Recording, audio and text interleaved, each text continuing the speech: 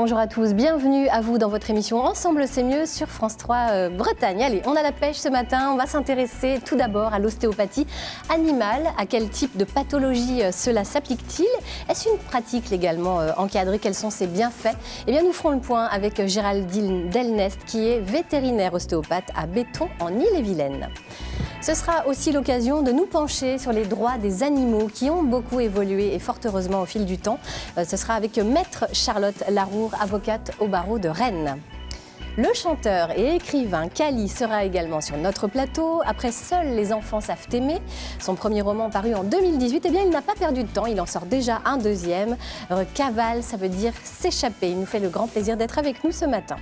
Nous remonterons aux sources de la colère des pêcheurs qui mena à l'incendie du Parlement de Bretagne en 1994 également.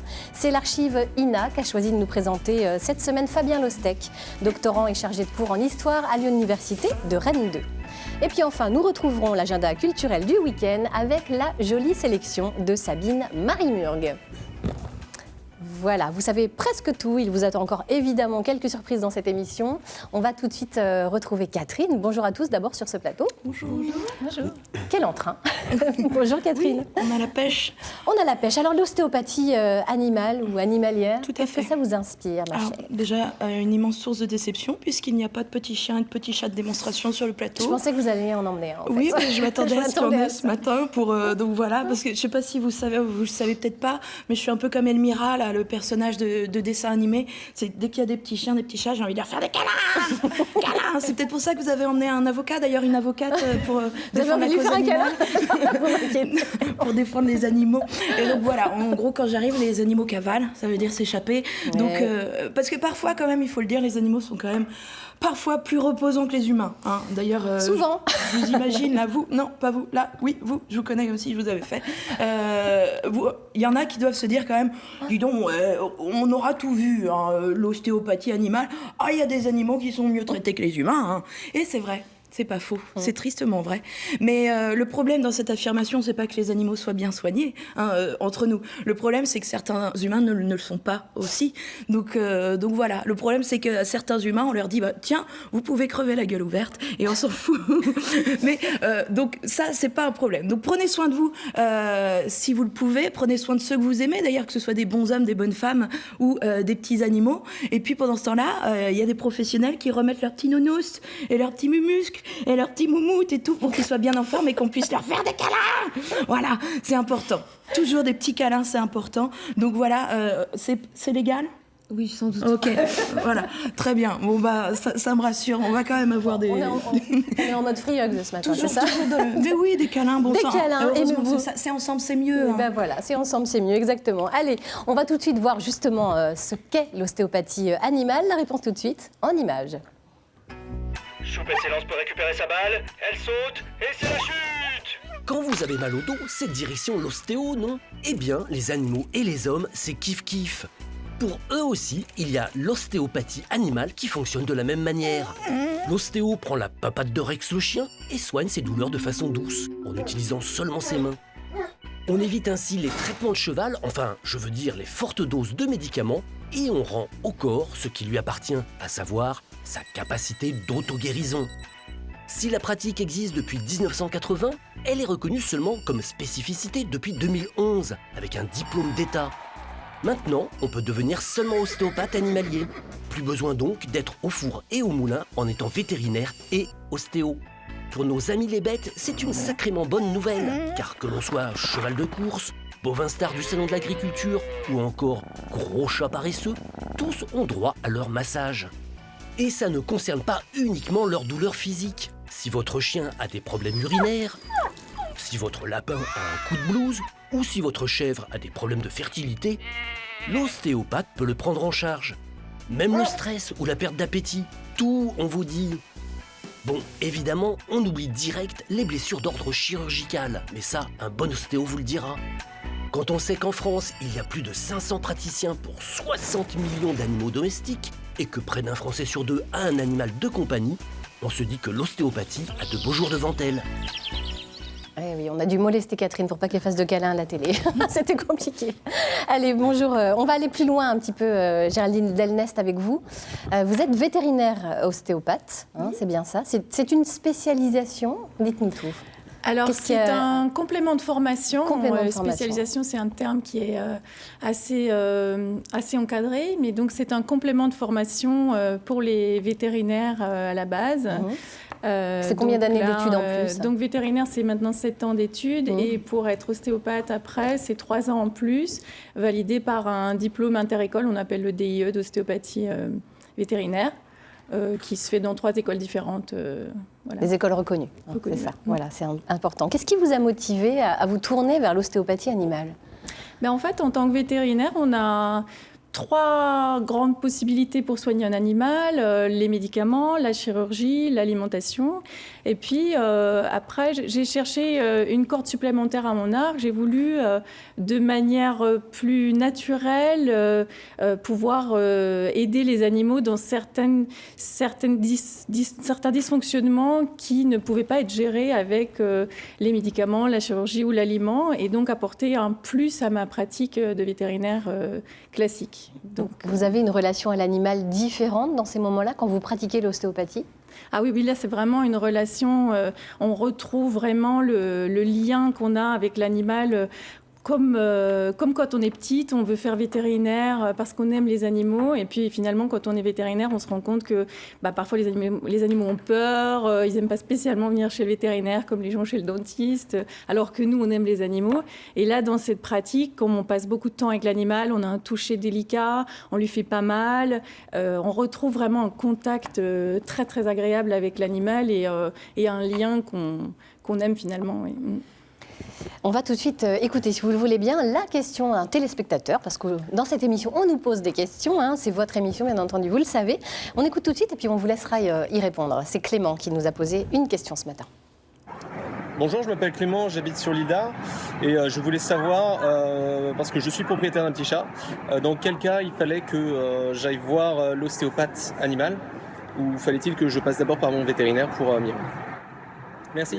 Alors, question très intéressante à laquelle vous allez pouvoir répondre, on imagine. Du coup, est-ce qu'il faut obligatoirement passer par son vétérinaire pour pouvoir bénéficier d'ostéopathie pour son animal? Alors, on n'est pas obligé de passer par le vétérinaire, mais il est quand même fortement conseillé, lorsque son animal a quelque chose, d'aller voir le vétérinaire pour exclure toutes les causes médicales et qui ne pourront pas être soignées par l'ostéopathie, parce que l'ostéopathie ne va pas tout soigner, et parfois il vaut mieux quand même une prise en charge rapide pour certaines pathologies, ne pas passer à côté d'une pathologie viscérale qui va donner des douleurs qui vont être similaires à des douleurs de dos, par exemple.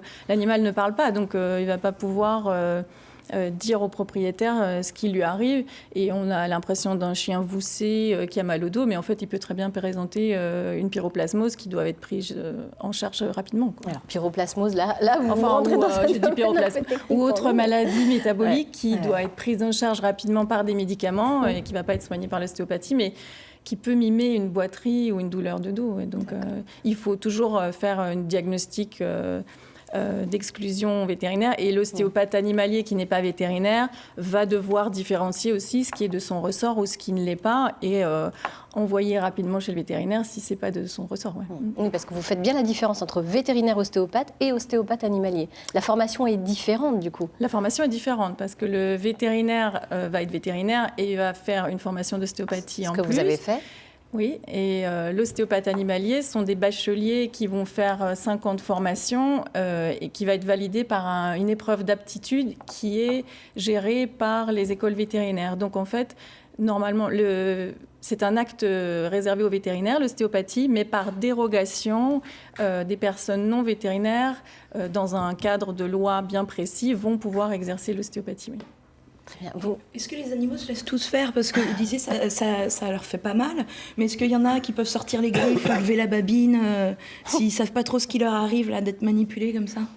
Alors, au début, éventuellement, l'animal peut être un peu angoissé, vouloir sauter de la table mais l'animal a vraiment une sensibilité plus fine que l'homme et va très vite ressentir la différence de contact et le bien-être que ça lui procure. Donc en général, les animaux se couchent rapidement, se mettent à bâiller, se relâchent. On voit sur les photos, ils ferment les yeux, ils ressentent très bien ce qui se passe dans leur corps. Surtout les chats, encore plus les chats, ils finissent en général sur les genoux, à se coucher sur le dos. Donc c'est très rare qu'ils se défendent, sauf vraiment un animal qui n'a pas du tout l'habitude d'être touché, mais sinon c'est rare. On verra tout à l'heure justement ce que donne une séance d'ostéopathie animale, puisque Billy est allé à la rencontre d'une jeune femme qui pratique cette ostéopathie. Vous verrez ça. Je peux poser une Kelly, question? oui, bien sûr. Est-ce qu'il y a une caresse qu'on peut faire sans se tromper, qui peut être absolument merveilleuse pour notre animal de compagnie? Est-ce que vous pouvez nous donner là quelque chose là? Chez mon petit chat, c'est quoi la caresse la première qui pourrait être Alors, absolue? chez les chats, c'est souvent entre les deux yeux, là, si vous passez entre les deux yeux, entre les oreilles, vraiment sur le haut, comme ça, du front, ça, c'est vraiment quelque chose qui est très reposant pour... Alors là, on rentre sur des méridiens d'acupuncture, mais c'est vrai que c'est quelque chose de très, très reposant. Et quand on met une main lourde sur la tête d'un chat aussi, en général, ça l'apaise, ça va... Et sur un chien aussi, quand on prend la tête d'un chien vraiment entre les deux mains, de manière douce, mais un petit peu lourde quand même, là, ça a vraiment un effet apaisant. Ouais. Merci. Ben voilà, vous voyez, vous repartez encore avec un conseil. Alors, Kali, on disait tout à l'heure que l'animal a une sensibilité plus fine que l'homme, sauf quand on s'appelle Kali, en fait. On vous connaît auteur, compositeur, interprète de chansons émotive, on va dire, sans doute. Et puis, vous êtes pour la seconde fois romancier. Seuls les enfants savent aimer, c'était votre premier roman. Vous l'avez publié l'an dernier. Vous étiez venu nous voir déjà. Vous êtes un habitué de l'émission. C'était on peut dire ça comme ça, une lettre d'amour d'un petit garçon à sa maman trop tôt disparue. J'aime bien cette définition. Ça me plaît beaucoup, oui. Ouais. Alors, cette fois, vous revenez, vous continuez, vous avez repris le fil de la vie avec l'adolescence, cette fois-ci, qui est au cœur de ce deuxième roman. Cavale, ça veut dire s'échapper. C'est publié aux éditions du Cherche-Midi. Expliquez-nous ce titre un peu mystérieux. Ça part d'une pièce de théâtre que j'ai vécue. J'ai joué une pièce de Patti Smith et Sam Shepard qui s'appelle Cowboy Mouse à la Gaîté Montparnasse à Paris pendant 4 mois. Et à la fin de la pièce, Patti Smith, qui s'appelle Cavale dans la pièce, la dernière tirade, c'est « N'oublie jamais, cavale, ça veut dire s'échapper ». Et ça correspondait totalement à cette histoire-là. La cavale, ça vous plaît parce qu'il n'y a pas de point A, il n'y a pas de point B, c'est... On court, les bras ouverts, les chevaux au vent et on va devant vers l'éternité, c'est ce qui me plaît. Ouais. Alors, vous avez écrit Cavale, est-ce que c'est vrai ça? J'ai entendu dire, à la main, sur des cahiers, sur la route, presque comme un enfant finalement? Oui, je tape pas sur des ordinateurs et j'étais en tournée et d'une ville à l'autre. J'avais mes petits cahiers d'ado ou d'enfants. Et de ma main gauche, j'ai écrit cette histoire-là. Ouais. Très important, la main gauche. Oui, important, oui. De voir les arbres défiler comme ça donne un rythme, ça vous donne une allure? Oui, une allure, un élan. Un élan. Oui, c'est vraiment, ça correspond à cette cavale-là, vraiment, sur la route. Alors, on va se pencher un peu plus sur le contenu de ce livre. Vous avez évoqué l'enfance. Pourquoi l'adolescence vous intéresse autant pour ses blessures, pour son côté entier? Oh, j'aime ce moment absolument terrible, merveilleux. Ce moment où on veut rester un enfant, absolument, et on veut sauter à pieds joints dans l'âge adulte en même temps. C'est un moment où on ne sait pas pourquoi, on découvre, on caresse le soleil et 10 minutes après on touche les ténèbres. Le corps change, on se pose beaucoup de questions. En tout cas, quand je veux me sentir bien à mon âge, excusez-moi, quand je veux me sentir bien à mon âge, je ferme les yeux et je pense à ces moments merveilleux. Ce sont les premiers tours de manège, on n'a pas encore fait l'amour, on pense qu'à ça. Il y a la falaise qui est juste là. Et on ne sait pas du tout ce qui va se passer. Tout est nouveau, les premières expériences. J'aime cette période où pour moi, tout se joue avant 20 ans. La vie, c'est jusqu'à 20 ans et après, c'est le reste de la vie. Ça peut être merveilleux, mais c'est le reste de la vie. Ouais. Et avant 20 ans, c'est tout explose et tout est nouveau. Et c'est pour ça que ça m'intéressait vraiment. Alors, c'est l'histoire de Bruno, 15 ans. Ouais. On ne voit pas du tout à qui vous faites référence. Non, moi non plus. Ça me ressemble beaucoup quand même à cette histoire. Peu, ouais. Alors, c'est incroyable. On vous suit dans vos aventures. C'est vraiment avec la bande de copains. Bon, ça se termine en apothéose. Je ne raconte pas parce que voilà, c'est énorme. Vous citez, vous, en préface, Joe Strummer, qui est le leader des Clash. Il dit « La prochaine seconde n'a jamais été vécue par personne ». C'est une phrase qui ne vous a pas lâché, finalement. Non, déjà, Joe Strummer, je l'écoute bouche bée. Il est plus là, mais il est toujours là. C'est-à-dire que c'est ce poster chez moi, avec ses yeux qui regardent derrière la montagne, comme un berger qui nous dirait « Venez avec moi, c'est là-bas que ça se passe ». Moi, je l'ai suivi. Et cette phrase, elle résume ma vie et la vie. C'est tout à fait merveilleux. On vit, on meurt, ok. Mais par contre, ne pas savoir ce qui va se passer juste après, on peut tomber fou amoureux dans la seconde qui suit. Il peut tout se passer, et ça, c'est l'expérience de cette vie, et on le découvre dans l'adolescence, tout ça. C'est bien ça. Ne pas savoir ce qui nous attend l'instant d'après. Exactement, on meurt demain. Moi, je dis toujours ça à mes amis. Quand ils veulent me quitter la nuit, quand on fait une fête, ou alors quand on est bien ensemble, je dois rentrer chez moi. Mais tu sais, attention, on meurt demain. Alors si on meurt demain, tu auras raté cette nuit. En général, la personne se rassoit et reste avec moi. Ouais. C'est bien, ça, c'est une bonne technique. Ouais. Vous pourriez mourir demain et serein? Serein, je ne sais pas. Mourir demain, évidemment. Mais maintenant, je suis père de 4 enfants. Alors, l'idée de mourir, ok, mais il faut que ça soit vraiment dans l'horloge. Il faut que ça soit moi d'abord et mes enfants jamais. Voilà. Ouais. Vous posez une question existentielle, hein. Dans le livre, il y en a beaucoup, mais il y en a une en particulier. Est-ce qu'on meurt d'amour? Vous pensez qu'on meurt d'amour? On peut mourir d'amour? Oh, j'espère. Ouais. Ah ouais, vraiment. Ce serait bien. C'est la seule bonne raison de mourir, ouais. Demandez à Catherine, il y en a une qui meurt d'amour. Pour les petits chats et les petits chiens. Oui, pas que, c'est vrai. Et pas que. J'aime bien les humains aussi. Ah, aussi, ouais. Alors, vous avez voulu appeler votre deuxième album, là on parle de la chanson, L'amour terroriste. Ouais. C'est justement pour faire référence à ce côté imprévisible finalement, à ce côté tout peut arriver. Ouais. Alors finalement, je l'ai appelé Menteur, l'album. Ouais. Mais parce que c'était un moment terrible où il y avait des attentats à Londres en 2005. Donc je ne l'ai pas appelé l'amour terroriste, je n'ai pas voulu froisser. En tout cas, pour moi, l'amour terroriste, c'est celui qui peut nous tomber dessus dans la seconde qui suit, encore une fois. Et ça change une vie. Et c'est tellement merveilleux de se dire que cette flamme-là, elle est là quelque part, juste à côté. Et puis elle va nous tomber dessus. Moi, j'adore cette idée-là. Ouais. Vous êtes quelqu'un qui croque la vie, hein, vous l'adorez, la vie, c'est tout le temps comme ça. Et vous êtes quelqu'un qui aimait les mots. Vous sortez d'une tournée en hommage à Léo Ferré, qui est un poète, un amoureux des mots. Léo, il vous a inspiré dans vos livres ou dans vos chansons? Oh oui, pour moi c'est le plus grand des poètes. Je suis sûr que quelqu'un qui écrira l'histoire de la musique dans 300 ans passera de Beethoven à Léo Ferré. Et ça vient de mon papa, c'est un hommage à mon papa. Je me souviens, mon père ressemblait à Lino Ventura, comme ça, là, avec stature. Et j'étais tout petit, j'avais 6 ans, et je me suis caché derrière un mur et je l'ai entendu sangloter. C'est la première fois que j'entendais pleurer mon papa. Et c'est quelqu'un qui le faisait pleurer, c'était Léo Ferré, les anarchistes. Et ça m'a troublé, quelqu'un qui pouvait faire pleurer mon papa. Ouais. Donc c'est parti de là. D'accord. Bah écoutez, en tout cas, on vous retrouvera, nous, à Rennes, en dédicace aujourd'hui à 18h, à l'Espace Ouest France, en partenariat avec la librairie Le Fayère. Si vous voulez rencontrer Cali et vous faire dédicacer ce magnifique livre, Cavale, ça veut dire s'échapper, eh bien, il vous suffit juste d'être là, hein, rue du Pré-Beauté, à Rennes, à 18h ce soir. Merci beaucoup. Cali, vous restez avec nous. Oui, bien sûr. On va continuer à s'intéresser à l'ostéopathie animale, justement, et on va retrouver Billy avec Julie Barbier. Billy, c'est à vous. Bonjour, alors nous sommes aujourd'hui venus découvrir ici à Toury l'ostéopathie animale. Donc apparemment ces vaches n'ont pas peur du tout et on vient rejoindre Julie qui elle est ostéopathe animale, c'est ça? Bonjour Julie. Bonjour. Ça va bien? Oui, très bien. On risque pas là que les vaches nous donnent un petit coup de pied? On peut se décaler, normalement il n'y a pas de risque, préfère, mais on va se décaler. Là ils étaient bien copines avec moi.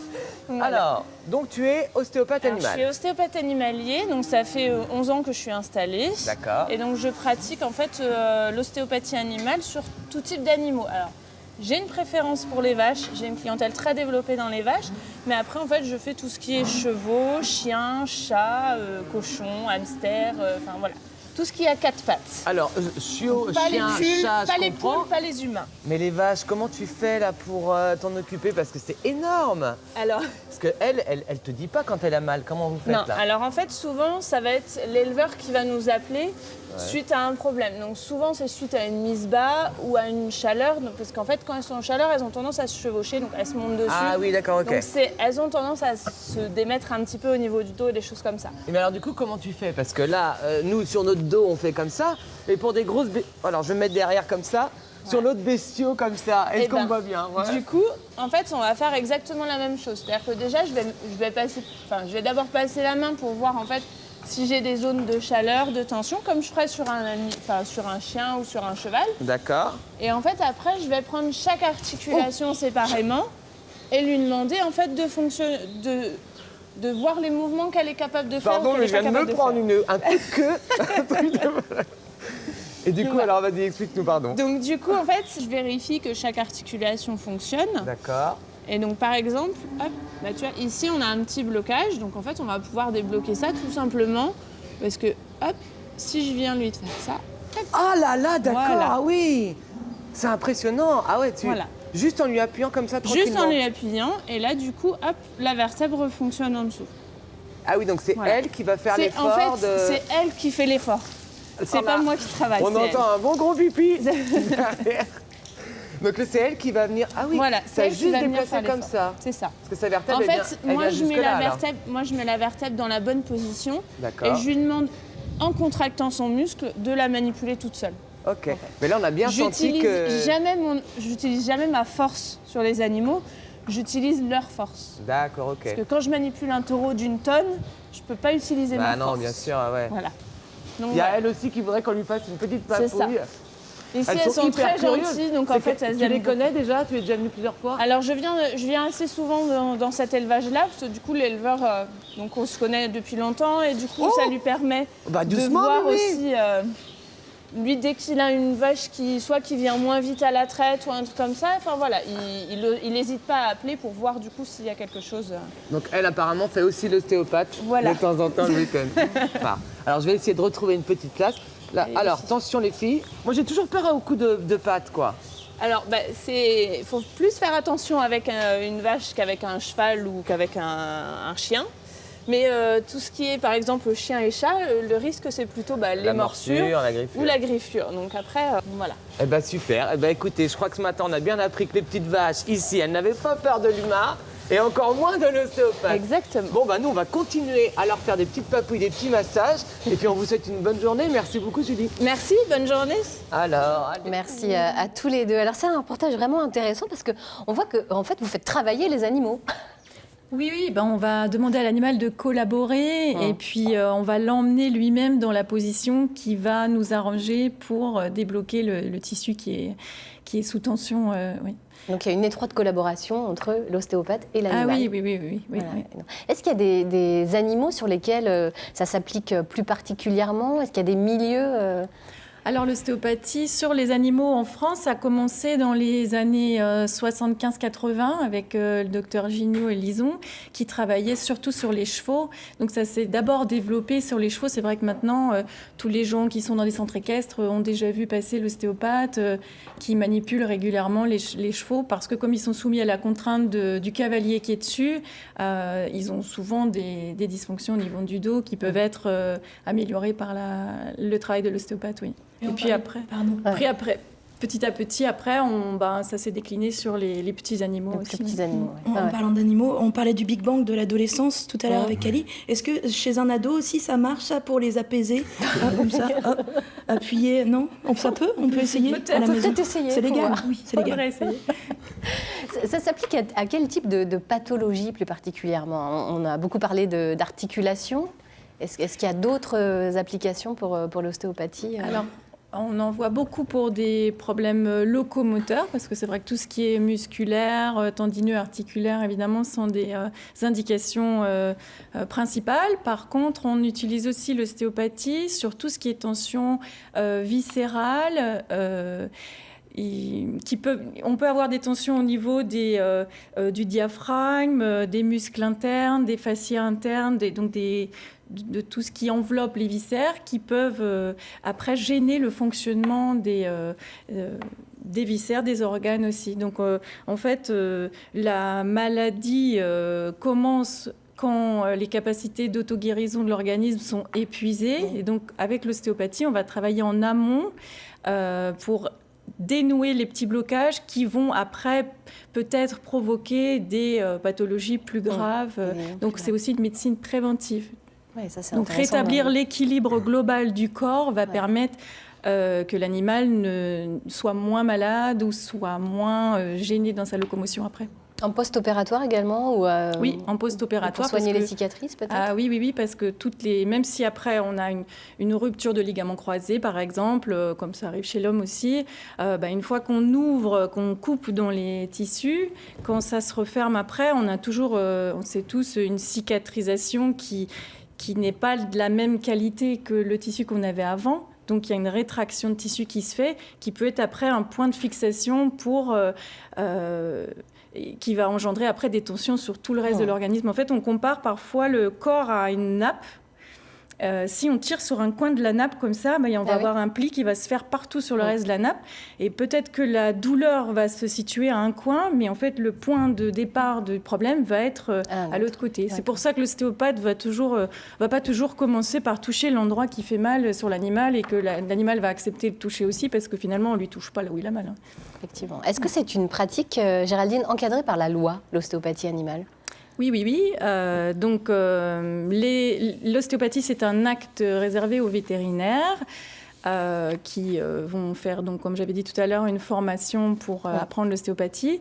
Mais il existe maintenant, depuis 2017, une dérogation pour pratiquer l'ostéopathie par des personnes qui ne sont pas vétérinaires et qui justifient d'une formation de 5 ans, qui vont passer une épreuve d'aptitude qui est gérée par les écoles vétérinaires. Et qui est nationale. Et après, ces personnes-là vont être inscrites sur une liste qui est gérée par l'ordre des vétérinaires. Donc, c'est vraiment encadré et c'est sérieux. C'est sérieux, voilà. Oui, merci Géraldine. Alors justement, on va parler de la loi avec vous, Charlotte Laroure. Vous êtes avocate au barreau de Rennes et vous connaissez bien d'ailleurs le domaine des animaux parce que vous préparez un diplôme universitaire de droit équin. Oui, absolument. On parlait des chevaux tout à l'heure. Absolument. Et c'est vrai que le sujet de l'ostéopathie est aussi vraiment développé dans le milieu équin. On fait venir, nous, très régulièrement des ostéopathes pour voir nos chevaux, même lorsqu'ils n'ont pas de douleur en particulier, mais juste pour vérifier que tout est bien en place et que tout va fonctionner correctement. Alors, avec vous, on va s'intéresser à l'évolution du droit animalier, du droit des animaux. Il a évolué comment au fil du temps en France ? Alors, le droit des animaux a évolué en même temps que la société a pris conscience que l'animal pouvait souffrir de douleur ou d'angoisse et qu'il était important de le protéger de la main de l'homme. Donc, la première loi véritablement qui a pris en compte les animaux, c'est une loi assez ancienne, elle date de 1850 et elle vient protéger de la maltraitance les animaux domestiques lorsqu'ils sont maltraités en lieu public, essentiellement. Donc, en fait, c'est un premier pas pour l'animal, mais finalement, on s'aperçoit que, d'abord, c'est cantonné aux animaux domestiques, et le fait que ce soit la maltraitance publique qui soit réprimée, c'est finalement plus protéger la sensibilité d'un spectateur de maltraitance plutôt que de protéger l'animal lui-même. Ouais. Ça veut dire qu'en milieu privé, on peut faire ce qu'on veut, quoi. Exactement, voilà. Il a fallu attendre près de 100 ans, plus de 100 ans même, un décret de 1959 qui vient étendre la répression aux animaux, non plus seulement domestiques, mais aussi apprivoisés et sauvages tenus en captivité, et à ce que la sphère privée elle-même soit prise en compte dans les cas de maltraitance. Voilà. Alors, la révolution, c'est en 1976. Voilà, on a une loi importante en 1976 qui vient marquer un tournant, puisqu'elle vient nous dire que l'animal est un être sensible, et que par conséquent, oui, il était temps, et par conséquent, le propriétaire a l'obligation de le placer dans des conditions de vie qui soient conformes à ses caractéristiques biologiques. Voilà. Donc ça, c'est un article ensuite qui a été repris dans le Code rural et qui est toujours en vigueur aujourd'hui. D'accord. Alors qu'en est-il aujourd'hui ? Dites-nous. Alors aujourd'hui, donc, on a des dispositions dans le Code rural et on a surtout des dispositions dans le Code pénal où les actes de cruauté, les sévices graves, qui peuvent aussi être de nature sexuelle, sont réprimés. C'est un délit. L'abandon aussi est considéré comme un délit. L'abandon d'animaux, il y en a beaucoup. Et aussi des actes d'omission de soins, d'entretien. On a beaucoup d'animaux qui sont laissés à l'abandon, qu'on retrouve régulièrement dans des états catastrophiques. Et ça aussi, c'est considéré comme un délit. Lorsque finalement les faits sont moins graves, le Code pénal prévoit des peines contraventionnelles. Donc finalement, des mêmes faits, en fonction de leur intensité et de leur durée dans le temps, peuvent être qualifiés soit d'une contravention, soit d'un délit. Et en fonction, les peines qui seront prononcées seront plus ou moins graves. Ça, c'est sur le volet pénal. Sur le volet civil, on a eu une grosse évolution récente puisque traditionnellement, l'animal était considéré comme un bien.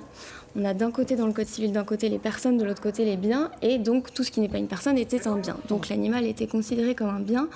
Et c'est seulement depuis 2015 qu'on a sorti les animaux de la catégorie des biens pour reprendre la définition qu'on avait déjà en 1976 sur un être doué de sensibilité. Donc depuis 2015 maintenant, dans le Code civil, il est inscrit que l'animal est doué de sensibilité. Donc ce n'est pas une commode. Votre Voilà, chien, ça n'est plus une commode. c'est un commode ou un range CD qui lui ne sert à rien. Par contre, vous pouvez le jeter. Mais du coup, là, vous dites c'est pour les animaux domestiques et aussi les animaux d'élevage. Est-ce qu'il y a des législations particulières pour les animaux d'élevage ou c'est tout animaux? Non, alors voilà, en fait, tous les animaux sont protégés sauf les animaux sauvages. Okay. Étonnamment, on n'a pas de législation sur les animaux sauvages. On considère qu'ils n'ont pas de propriétaire et donc par conséquent qu'ils ne peuvent pas faire l'objet de maltraitance. Donc c'est vrai qu'il y a un vide juridique sur les animaux sauvages. Mais c'est difficile de vérifier. C'est difficile de vérifier, absolument. Ce qui se passe chez chacun, quoi, chez son propriétaire, c'est difficile. Tout à fait. Donc, c'est souvent des dénonciations, ça peut se faire comme ça, sur dénonciation de voisins ou de personnes qui ont vu des maltraitances. Alors, depuis octobre 2018, il y a une nouveauté quand même, et heureusement une évolution en faveur justement de la défense, de la protection des animaux. Oui, on a une nouvelle loi en octobre 2018, une loi toute récente qui vient aussi protéger encore davantage les animaux en prenant en considération leur bien-être. Et on a la possibilité pour les associations de défense des animaux, les fondations, de se constituer partie civile dans le cadre d'un procès pénal, justement, où serait mis en cause une personne qui aurait commis des actes de cruauté ou de sévices graves. Eh bien, une association de défense d'animaux peut désormais se constituer partie civile. Pour représenter les animaux maltraités. Ouais, alors c'est vrai qu'il y a des images qui ont fait le tour du monde, des images choquantes dans les élevages, dans les abattoirs. Est-ce que concrètement, une loi comme celle-là va pouvoir faire changer les choses ? Cette loi-là, elle a pris plusieurs mesures justement sur la question des abattoirs. Elle vient mettre en place la vidéosurveillance dans les abattoirs, la désignation d'un responsable de protection animale dans chaque abattoir pour qu'on évite à l'avenir ce genre de choses qu'on a vu beaucoup, dont les médias se saisissent beaucoup. Après, concrètement, d'abord, c'est une loi récente, donc on n'a pas de recul sur son effectivité. L'avenir nous dira si effectivement ces mesures sont applicables. J'imagine que les fondations ne manqueront pas de monter au créneau si elles ont vent de mauvaises applications de cette loi-là. D'accord, merci. Et si je peux me permettre, il faut aller voir l'action menée par Rémi Gaillard, l'humoriste, qui protège vraiment les animaux. Ça s'appelle Animal, avec Y. Et c'est merveilleux, parce qu'il travaille au quotidien pour protéger les animaux. C'est quelqu'un de très bien, cet homme-là. Ouais. Eh ben merci Frélie, on ira voir tout ça. Merci beaucoup. Merci Charlotte, merci Géraldine d'avoir été à nos côtés. Cette semaine, vous le savez, se tiennent les Journées européennes des métiers d'art, l'occasion de découvrir le travail d'artisans d'art breton à l'image des vitraillistes de l'atelier Helmbolm. Je vous propose de découvrir ce reportage de Christelle Veillard et Jean-Michel Piron qui se sont rendus à Cornu en Ille-et-Vilaine. Là, ici, pour accentuer la moustache, et ici tu la contournes ici aussi. Tu détaches la moustache de la barbe. Ah ouais, d'accord. Là. Okay. Et puis tu repars ici dessous. Là aussi, tu détaches là. C'est une restauration qui a dû être faite dans les années 70, qui a été mal faite. Donc l'architecte nous a demandé de recréer des têtes dans le style 19e. Ils sont penchés sur les visages des apôtres, le dessin d'un vitrail de l'église d'Arc-la-Bataille en Normandie en cours de restauration. Cassandre et Henri Helmbolm, le père et la fille, elle a aujourd'hui pris les rênes de l'entreprise, mais c'est lui, le fondateur, qui lui transmet le geste. La partie la plus compliquée, on va dire, dans ce métier-là, c'est la peinture sur verre. C'est ce qui demande à peu près une dizaine d'années d'apprentissage pour être formé comme peintre sur verre. Et là, la difficulté qu'on a aujourd'hui, justement, on n'a aucun peintre sur verre sur le marché, on ne trouve personne. Donc c'est à moi de former ici à l'entreprise des peintres sur verre. Mon père me forme en peinture depuis 5 ans. C'est vraiment quelque chose qui est appréciable. On reproduit à l'identique les pièces qui ont pu être faites des décennies avant nous. Réparer, restaurer, c'est aujourd'hui le gros du travail de cet atelier unique en Bretagne. Car un peu partout sur le territoire, les vitraux des édifices religieux subissent une dégradation progressive. Ce qu'on trouve dans les églises aujourd'hui, c'est suite à un chauffage qui a été mis dans des édifices qui n'ont jamais été conçus pour ça, on a un taux d'humidité sur les vitraux qui est excessif. Et donc dans cette humidité, il y a du sel, et le sel, du coup, attaque la peinture sur verre. Et donc les vitraux s'effacent dans toutes les églises aujourd'hui. Retracer les dessins, redonner de l'éclat, remplacer les petits morceaux de verre cassé, en recoller certains, les sertir au plomb, c'est la principale mission de la dizaine de personnes que compte l'entreprise Helmbolm. Maëlle est l'une d'elles, attirée par la matière du verre et sa transparence, occupée sur un vitrail de l'église de Noirmoutier. Là, je suis en train de sortir une pièce cassée. On voit qu'il y a un trou ici. Il y a plusieurs départs de casse dans tous les sens. Donc il faut que je la sorte, que je la recoupe que j'aille la peindre et que je la remette en place. Mais il faut aussi protéger les vitraux avec des verrières de doublage ou des grilles en cuivre ou en laiton pour que ces œuvres puissent continuer à traverser les siècles. Les vitraux, ce sont des petits morceaux de verre avec du plomb. Et ça tient 100, 120, 140 ans sans être restauré. Et ça, c'est magique, quoi. Ça fait partie d'une technique qui a été créée il y a très très longtemps et qui est vraiment... ça restera dans le temps. C'est obligé. Réparer l'ancien n'empêche pas les vitraillistes de continuer à inventer, à créer des formes contemporaines, s'appuyer sur un savoir-faire ancestral pour assembler les petits morceaux de couleurs, tout en faisant appel à des techniques d'aujourd'hui. Le vitrail, un artisanat, un art entre tradition et modernité. Et les journées européennes des métiers d'art, c'est jusqu'au 7 avril. Vous retrouverez le programme complet en Bretagne sur le site internet journéesdesmétiersdart.fr. Fabien Lostec et Sabine Marie-Murg nous ont rejoints. Bienvenue à tous les deux. Bonjour. Fabien, avec vous, on va s'intéresser à une manifestation des marins-pêcheurs fort connue. Ça date de 1994. Et ça a fait beaucoup de bruit. Oui, tout à fait, puisque la manifestation en fait aboutit à l'incendie du Parlement de Bretagne, et voilà que vous pouvez voir en arrière-plan là. Ouais. Et donc nous, on va s'intéresser à la manifestation aux heures qui précèdent l'incendie, l'événement avant l'événement en quelque sorte. Oui, finalement, ça a presque fait oublier cette manifestation. On n'a retenu que l'incendie. On n'a retenu que l'incendie. Alors nous sommes alors le 4 février 1994 à Rennes donc, et vous allez le voir dans le reportage. L'atmosphère est assez tendue entre d'un côté les forces de l'ordre et de l'autre, alors vous savez c'est toujours les estimations, 2000 selon la police, 3500 à 5000 manifestants selon justement les manifestants. Et donc les manifestants ce sont des marins-pêcheurs qui occupent une place particulière, qui constitue un symbole de l'identité bretonne et qui traversent alors une véritable crise. Alors on regarde tout de suite cet archivina de 1994.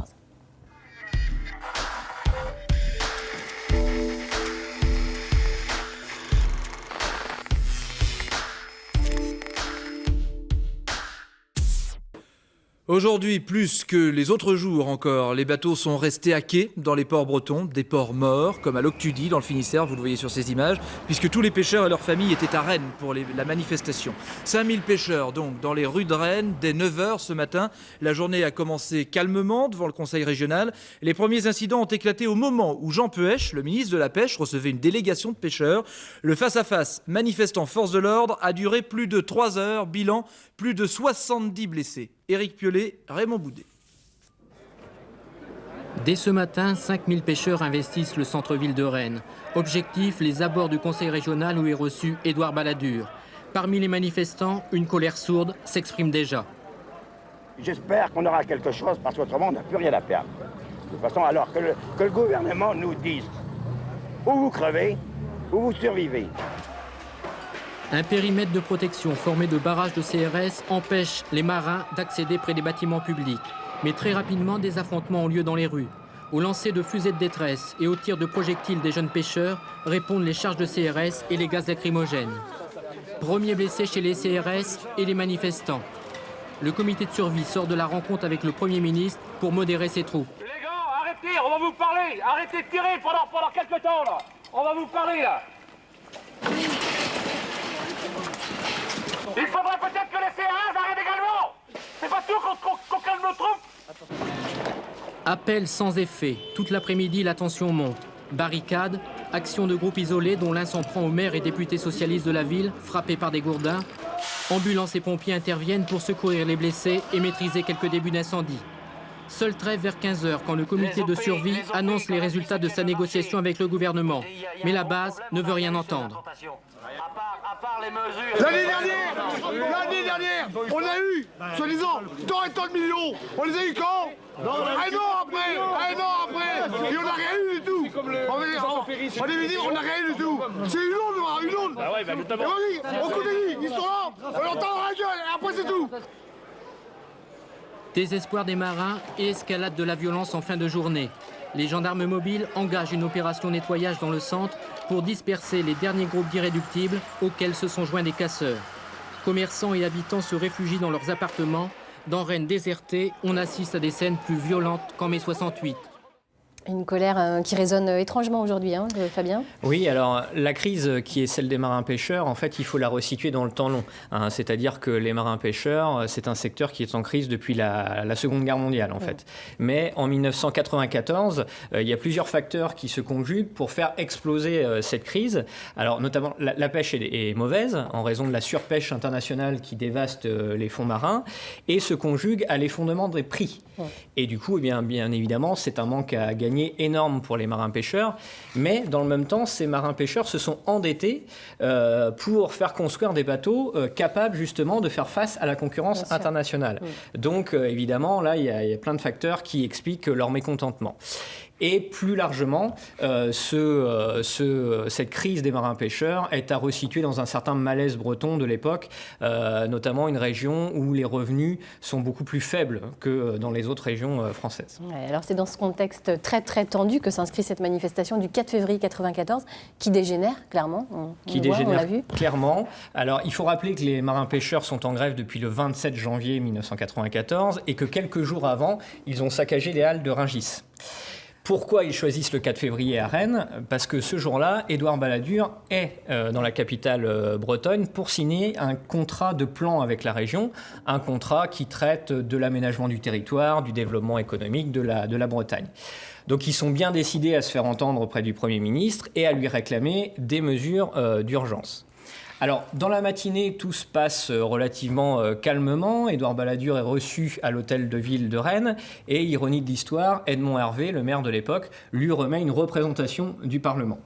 Mais pourquoi ça se passe calmement ? Parce que les trains qui amènent les manifestants sont tout simplement pas encore arrivés à Rennes.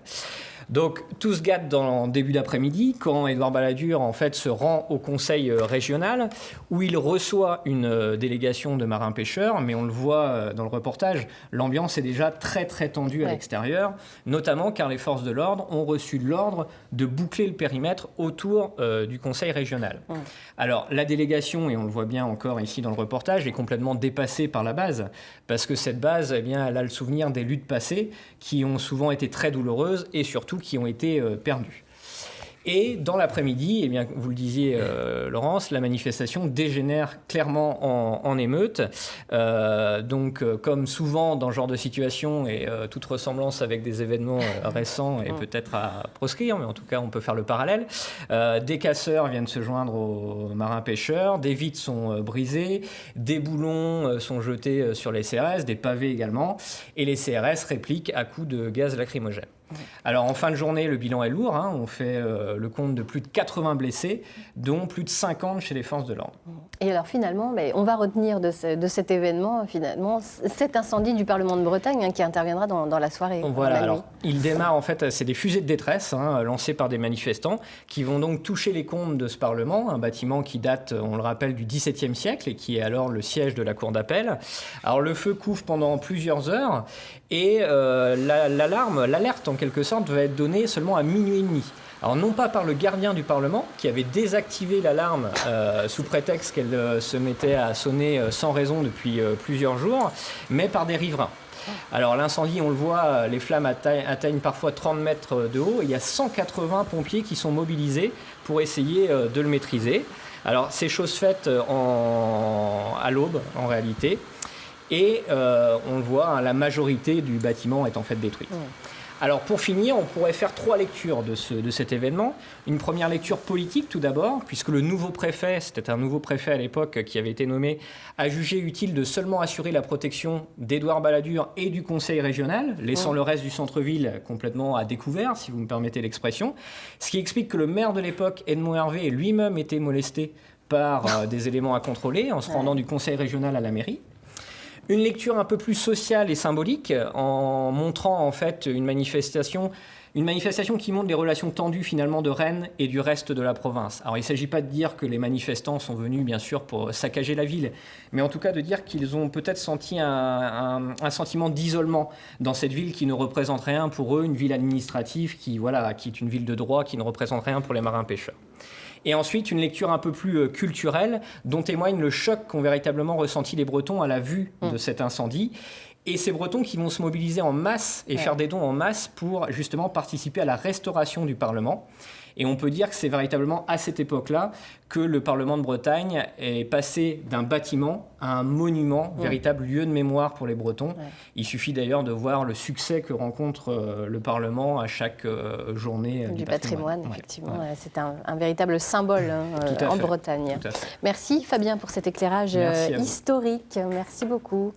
On va maintenant passer à l'agenda culturel avec vous Sabine, l'agenda culturel du week-end, et on part tout de suite en direction du Morbihan avec un voyage à Pontivy où se tient une exposition insolite dans un lieu atypique. Oui, ce sont les anciens bains-douches transformés en atelier galerie d'art et vous pouvez découvrir dans ce très beau lieu une exposition Les tissages poétiques jusqu'au 21 avril d'Emmanuelle Bria. Alors la démarche de cette artiste bretonne de Landerneau est celle du land art. Partant de l'observation de la nature, Emmanuelle Bria expérimente les mouvements, les matières, elle explore le végétal sous toutes ses formes par le biais d'installations pérennes ou éphémères. Elle s'inspire des arbres, crée des formes brutes, joue avec les défauts du bois, les sublime, et son objectif étant de mettre la relation de l'art et de l'environnement, l'homme et le végétal. Donc n'hésitez pas à pousser la porte des bains-douches à Pontivy, quai de Presbourg. Cette personne vient d'être sélectionnée aussi pour la Biennale d'art contemporain de Florence. Et donc l'artiste présente dans ce lieu vous invite à partager sa passion.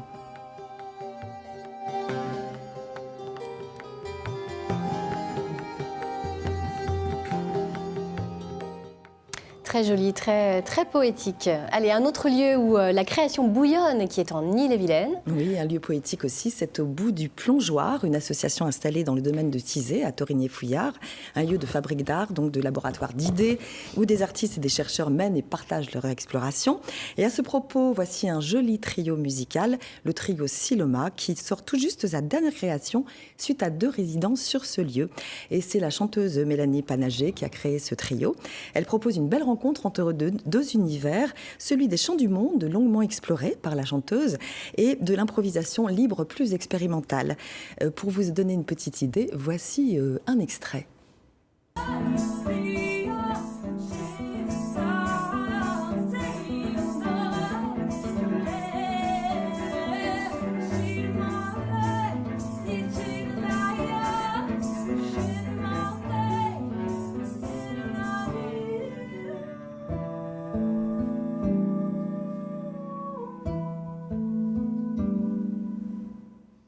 Très chouette. Oui, elle est accompagnée donc du percussionniste Ami Griby et du violoncelliste Guillaume Chausson. Et le concert c'est ce soir à 18h. Très bien. Ah bah non, à 18h, on va d'abord... oui, mince, il y a de la concurrence là. D'abord chez lui. Allez, un festival de spectacles inclassable maintenant dans les Côtes d'Armor. Oui, alors c'est le Festival des Arts Décalés au Centre culturel Bleu Pluriel à Trégueux. Au programme ce soir et demain, La Princesse de Clèves de musique, un repas spectacle de la compagnie Bao Aku de Benoît Schwartz. Vous écouterez autour d'une table élégamment baroque de curieuses pépites moyenâgeuses, accompagnées de chants et de musique de l'ensemble Mananthropo. Et puis rendez-vous le vendredi 12 avril pour une éclisse totale. Oui, c'est éclisse. Éclisse et pas éclipse. C'est pas éclipse. D'ailleurs, éclisse, ça vous dit quelque chose, Cali ? Oui, c'est des morceaux de bois utilisés pour les assemblages, notamment dans les instruments de musique. Ah d'accord, moi je savais pas du tout. Voyez, et aussi merci. sur les rails, les trains, il paraît. Ah d'accord. Ouais. Bon, voilà. Et en fait, c'est le nom donc du spectacle du Quatuor Léonis. Et je vous propose de voir un extrait donc de leur éclisse totale tout de suite dans cet extrait. Mais tu vas la bouger, ta caisse!